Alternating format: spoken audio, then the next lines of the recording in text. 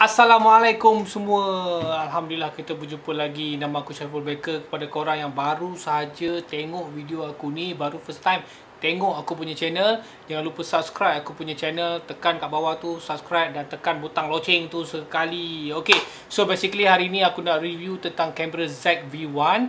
Aku mula-mula plan nak review dari segi vlog kan, bagus ke tak bagus kamera ni untuk vlog apa semua. Aku plan nak masak steak, tapi memandangkan dekat YouTube sana, dekat luar sana dah ramai gila review tentang kamera ni dalam vlogging. So kali ni aku nak review pula mengenai bagus ke tak bagus ZV-1 ni compare dengan smartphone. Okay, aku menggunakan smartphone Xiaomi Note Pro. So basically aku akan test performance ZV-1 compare dengan smartphone. So tunggu apa lagi?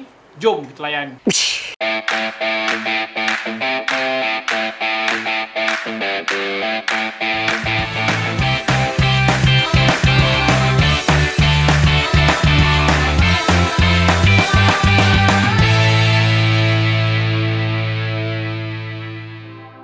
Okey, mula-mula aku nak ucapkan terima kasih kepada Sony Malaysia sebab bagi pinjam, walaupun aku hanya ada 2 hari sahaja untuk aku test kamera ni.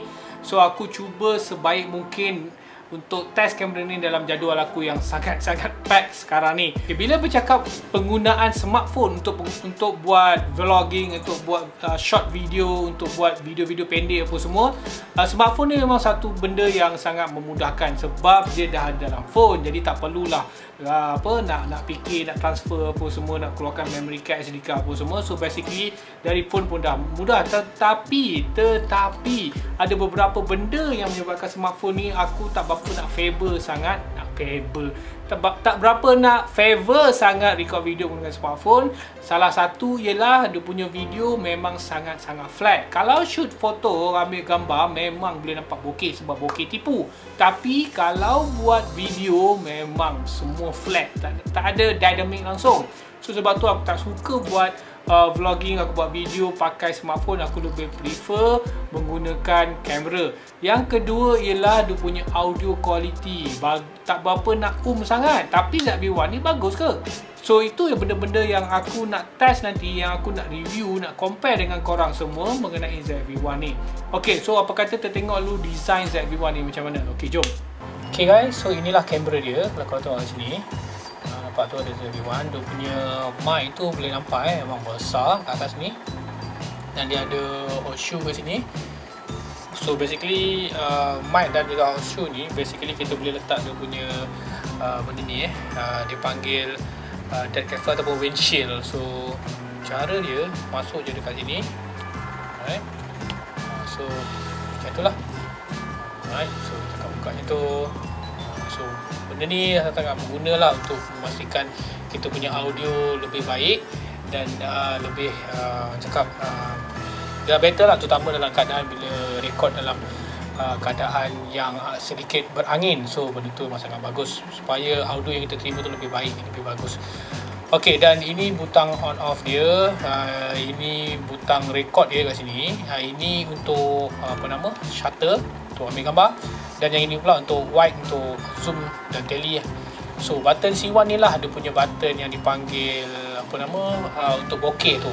Alright, ok, ini dia punya butang record, kalau nampak warna merah ni. So ini bahagian hadapan kamera tu kalau tengok. Alright, so dia pakai lens jenis Zeiss. So lens dia ialah lens 1.8, so full frame equivalent macam 24 ke 70 mm. So 24-70 1.8. Kalau tengok RX100 yang sama dengan kamera ni ialah RX100 Mark IV, RX100 Mark V. So RX100 Mark 6 dan juga RX100 Mark 7 dia 24-70 2.8. So yang ini dah 1.8. So untuk low light punya recording, kamera ni lebih baik berbanding dengan RX100 Mark 7 dan juga RX100 Mark 6. Terkejut kan? Dan bawah ni tempat bateri. So bateri yang digunakan masih bateri yang sama seperti RX100 series. Dia panggil NPBX1. So bateri yang sama, masih digunakan bateri yang sama, dan ini memory card slot dan juga sama juga macam RX100 series. Dan ini dia punya tripod mount. Tripod mount dia ni memang pelik sikit sebab dia sangat-sangat berdekatan dengan battery compartment. So basically kalau dah letak dekat tripod, memang harapan lah buka. Benda ni nak tukar bateri memang tak boleh. Dan kalau korang perasan, dia ada grip tambahan dekat sini. So basically kalau pegang lebih lebih best sikit lah. Kalau RX100 dia tak ada benda ni. Okay, kalau tengok RX100 dia tak ada benda ni.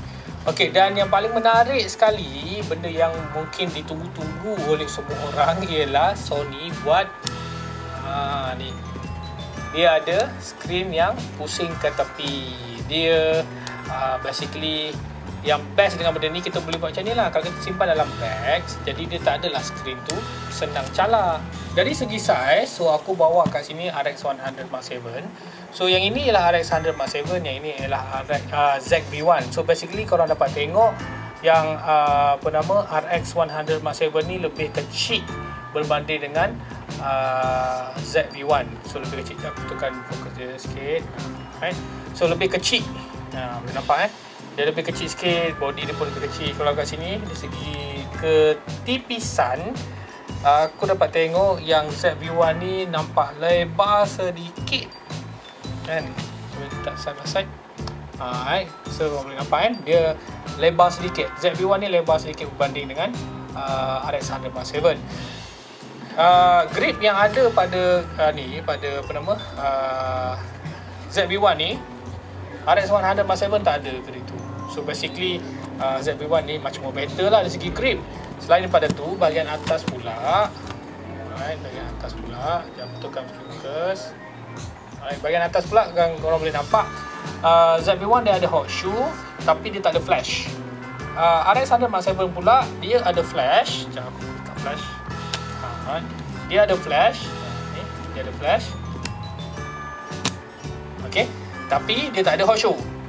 Dan RX100 Mark 7 juga dia ada built-in viewfinder, manakala ZV-1 dia tak ada built-in viewfinder. So basically banyak space yang dah digunakan pada ZV-1 untuk dia punya mikrofon ni. Banyak space dah digunakan.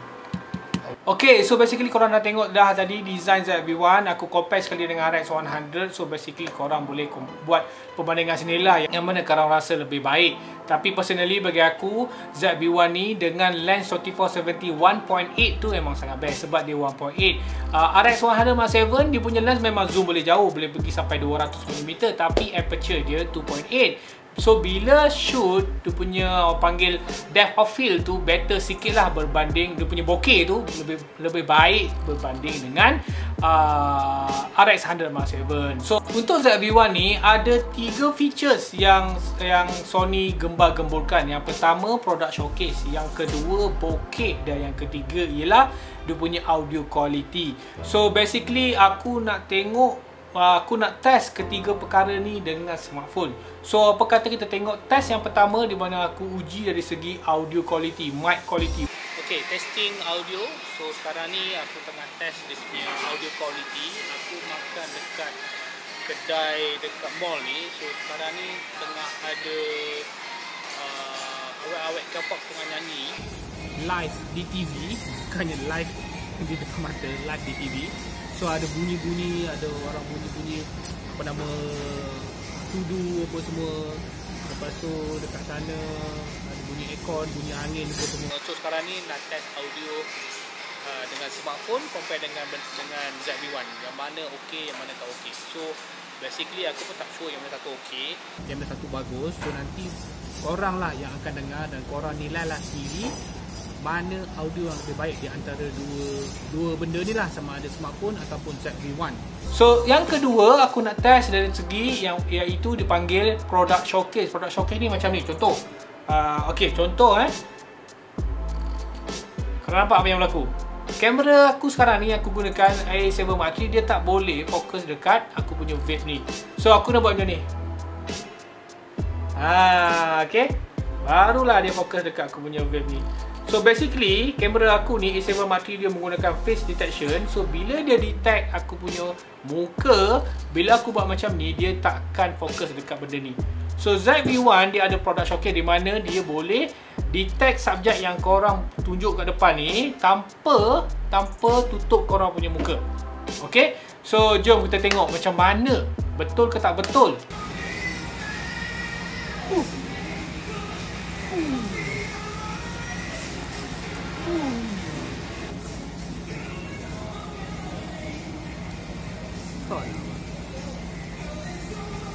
Okay, korang nampak So ZV-1 dia bila aku letak ayam tu memang dia boleh fokus dekat ayam tu. Memang best, compare dengan smartphone memang tak ada lawan lah smartphone. So selain daripada tu, aku juga bagi pinjam kamera ni pada Kika untuk dia test buat makeup, macam makeup tutorial lah macam tu kan. So biasa orang buat makeup ni tunjuk berus lah, tunjuk lipstick lah, tunjuk macam-macam lah dia tunjuk kan. So jom kita tengok video yang aku bagi kat Kika ni macam mana hasil dia.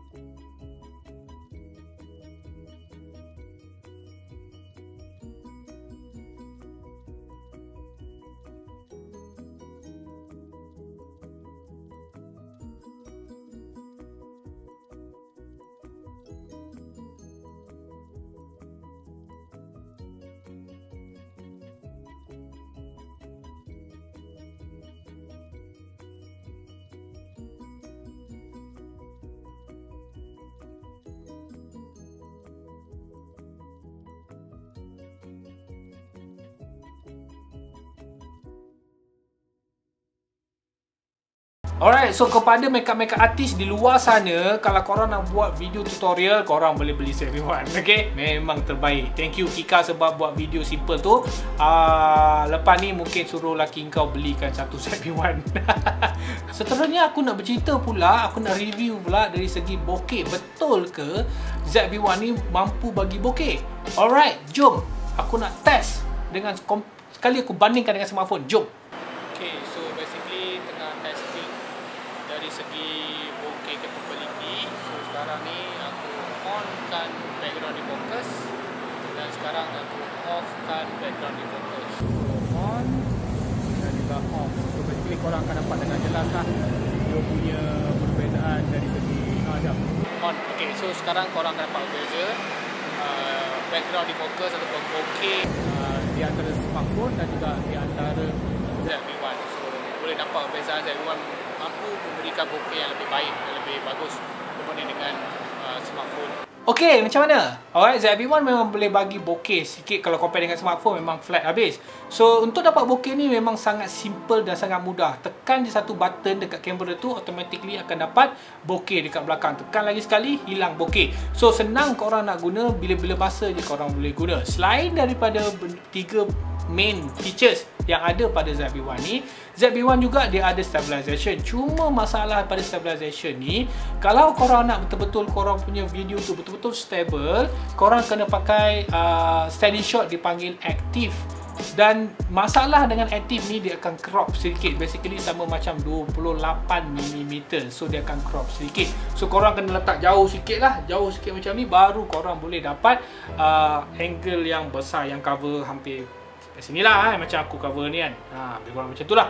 Okay, kalau korang pakai steady shot yang jenis standard, dia wide, dia memang lebih wide 24mm, tapi dia punya stabilization tak berapa bagus. Kalau korang letak kamera tu dekat atas meja, korang boleh pakai tu. Right? Maksudnya korang boleh setting steady shot standard. Tapi kalau korang nak berjalan, aku recommend korang tukar jadikan dia sebagai steady shot active. Okay, so aku rasa itu sahajalah review aku kali ni mengenai ZV-1. Itu sahajalah video aku kali ni di mana aku review ZV-1. So aku harap korang mendapat info-info. Terima kasih info. Info-info yang aku bagi dekat korang mengenai ZV-1 ni. Alright. So aku rasa itu sajalah video aku kali ni. Kita jumpa lagi di video akan datang. Assalamualaikum. Jangan lupa subscribe. Jangan lupa subscribe aku punya channel. Alright. Subscribe guys. Subscribe. Okay. Kita jumpa lagi di video akan datang. Assalamualaikum and bye-bye.